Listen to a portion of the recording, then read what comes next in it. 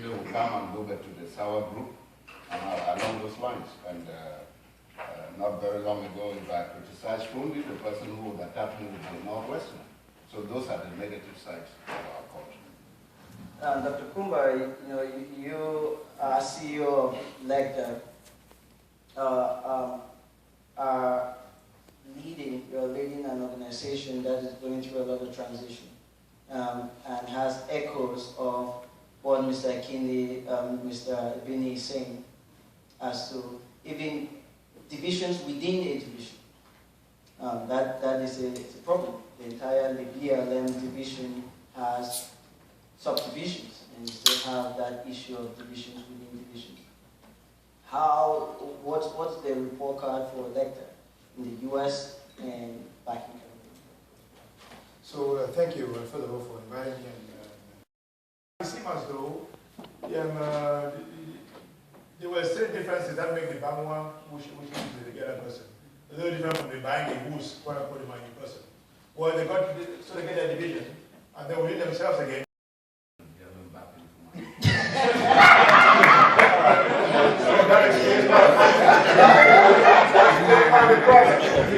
But he said you bring them to collaborate with money. He said collaborate, we coexist.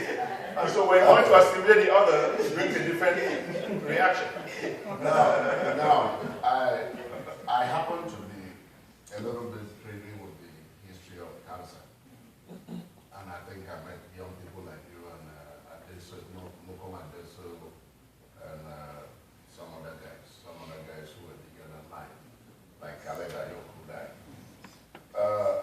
What happened with cancer from the very beginning, the tools of the political system, students' union, whether in France or Europe and in the United States, there were tools of the political system which I would say with our cultural groups to divide. If I mention the leaders that I've met in Mecca, Manu, cultural groups, from the very beginning when I came here in 1994 to today, they were all sitting here, all aspiring to use the organization to project themselves towards the top.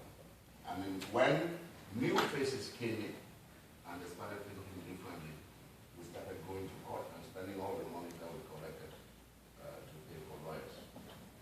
Cancer was that organization that was very much bringing the community together when the population was not that big. And we had these big guys. I remember when I was in Cameroon and collaborating with some of the newspapers, we would really rush and pay for resolutions that the students took in cancer in the US in the 90s. Oh, the students in the United States have said this. That is how they were getting into politics. 1990 came in with the revolution. And then the elements, that sentiment of always towing the line for the government was challenged. And cancer too was challenged. So what did it result to? Besides fighting for the presidency and other places, it was conventions where people went. I remember as an old man, an old man like Mr. Tekwana and myself, one of your conventions, we were the ones who sat and wrote resolutions. The students were gone for either dancing or playing football. So that is the identity that we had. Fortunately, I think you took over from Mukom, right? You took over. Mukom came and tried to give cancer a different face. I don't know where it is today because I don't get any information from it. So that identity is an identity that came from the realities of our own lives, where even the elections of cancer were along cultural lines. I remember sitting in Dr. Inonchung's house on the night when the cancer students were having elections, and Bekir Nonchung was running for president, and a Northwesterner won against Bekir Nonchung. We were sitting in the Cameroon and Buffon movement meeting, and then Nonchung shouted, "How can my daughter lose election when Carlson Anyan is right there in that convention?" You see, I mean, you may say that I'm bringing it into those cultural sentiments that big problem for us. We have them, Dr. said it's a good thing, it's good, it's our identity. In this United States, if you look at the United States, there are well over 1 million ethnic groups in this country, but they are integrated in the way they do national life. No, we are not. Yeah, so regarding the identity, there is, I would say, a BLM identity or a Mecca identity, which would, in my mind, more in the line of language and more in the line of certain traditions that you do. Is there a way, and I am really keen on this, is there a way that we can transition and create a national consciousness? That would mean, what does, I always struggle with this when you say I'm Cameroonian. It doesn't jive with something really, I know Lempusin in the back but there's something beyond that. How can you create that identity? Is it from a political structure, or is it from a national youth consciousness? Where would it come from? Or are we just going to remain in this tribal lock that we are in right now? So that's a particular question. My take is that we will get there. The example of the U.S. is usually given when you do comparative development. It's history, and the formative elements in the U.S. are quite distinct from ours. And it's very difficult to compare the institutions that affect what we call the democratic values, where the different groups protect themselves. Ours is quite different history. Not only ours, other parts of the world. In Europe, with its more extant history, it's more tribal in the US. So that's, for me, not a problem. Ours, I think the point that we have is that of time. One cannot lose hope and faith in the fact that if you look at Cameroon today, compare it to 10 years ago, to 30 years ago, to our grandparents' generation, they're different worlds. Sometimes we in the US can say this. I am not sure how many people travel home often. And when they travel home, who are not of their own youth, maybe the Hausa man, the Kajiju should have more of their Hausa people are northwest. And again, that problem is not unique to Cameroon. That question is hard to answer directly. But I think it's a matter of time.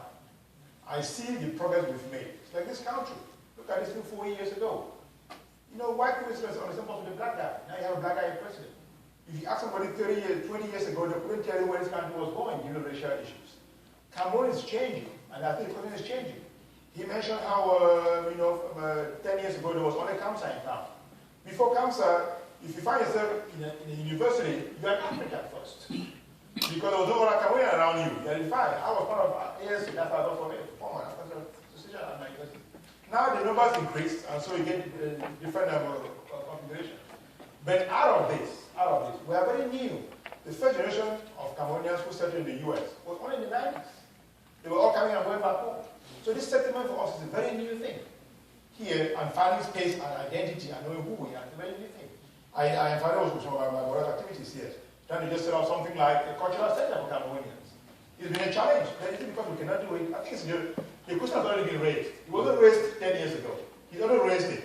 Even if he doesn't implement it, it's a matter of time for someone to come pick up on it and do it in 5 or 10 or 20 years. So things that for me are progressive. And the absence of answers immediately doesn't suggest the absence of possibility at all. So when we look at things, we should put them in new perspective and see. The way that has come after those of the 80s, as being an asylum seekers for the most part, and I say this very, very important way, be the lottery breaker people. There's so many numbers, they come with different attitudes, different perspectives, which are less travel. You will surprise how much among us here, there are more intermarriages now. You go to Cameroon now, the urbanization is getting stronger. Less ethnic. So about 50% of Cameroon is urban. You get more inter-ethnic marriages. It changes the dynamics of tribal talk, right? So things are progressive. They're not instant. But the fact that CPS has come in, if somebody had said this 5 years ago, it wasn't conceivable among our groups that we could go beyond and find ourselves in this kind of functional setting. But you don't want to know someone else coming. Somebody will come with different values, different leadership. I do my own thing in my own way. But somebody will come and pick up on this thing and change this. Yes, give me 5, give me 20, 30 years. So for me, it's a matter of progress. It's a matter of time. But one doesn't sit back and wait for time. One walks knowing that things are not stagnant and they always gravitate towards the better. Because ultimately, in our perspective, if you look at the record now, for all its nuances, it's better.